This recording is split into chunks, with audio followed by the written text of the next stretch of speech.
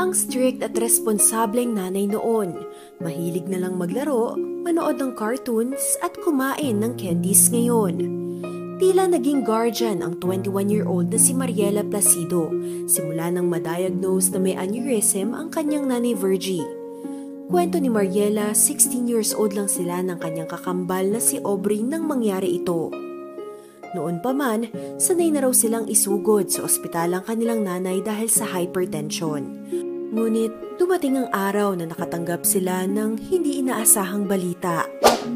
We were few steps away sa hospital's exit. However, we were stopped by a bunch of doctors telling us na we cannot discharge you unless you sign a waiver. And I was just shattered nung sinabi nila na based sa result ng CT scan, your mom has an aneurysm. She needed to be transferred sa another hospital that can perform the surgery as soon as possible. So, Mama really waited a week. We did not move so much kasi one wrong move can trigger the blood pressure. It's like a ticking bomb na anytime puputok talaga yung blood niya.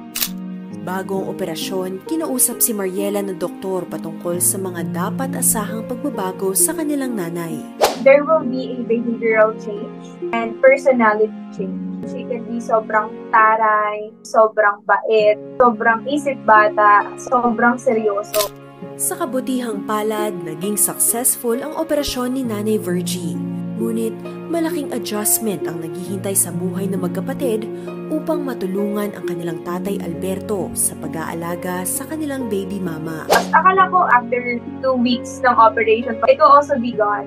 Time passed, hindi talaga siya nagbabago.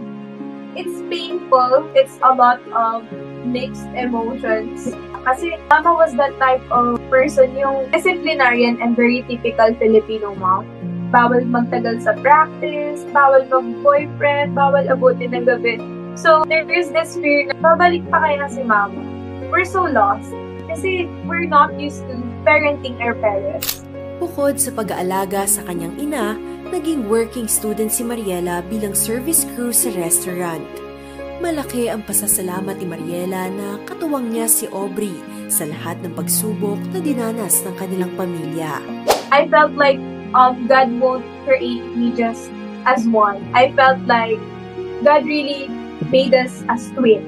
I don't think I will actually get through being working student if not because of my kid. She was a helping hand, telling me na ito yung na-miss mo, ito yung i-review natin. We ended up as honor students. Ngunit dahil sa kanilang sitwasyon, hindi nakapagtapos si Mariela at Aubrey. Gayunpaman, hindi ito naging sagabal para makamit nila ang pinapangarap na ginhawa. Ngayon, nagtatrabaho na bilang call center agent si Mariela, habang banker naman si Aubrey. Dito na unti-unting gumaan ang kanilang buhay. Kahit hindi madali ang pag-aalaga kay Nanay Virgie, masaya si Mariela na makitang nag-e-enjoy ang kanyang nanay. Malayong-malayo raw kasi ang naging karanasan ng ina bago magkaroon ng karamdaman. Her smile changed. That smile looks more genuine. Because when she was her old self, bitbit niya lahat ng stress as a panganay, as an asawa, as a mother, as a kapatid. Pag bata ka, hindi mo kasi alam kung gaano ka stressful yung surrounding. So finally, she's no longer carrying the weight of problems. The reason of her aneurysm is really more of that stress. So now that it's gone, I felt like it saved her from a very, very evil world, a very sad world. So every September, we celebrate another birthday. She just celebrated her 6th birthday last September because it was her 6th year after surviving, and we have always been thankful for her. Kahit sanay na sila sa kondisyon ng kanilang nanay, paminsan-minsan naman ay bumabalik pa rin siya sa dati.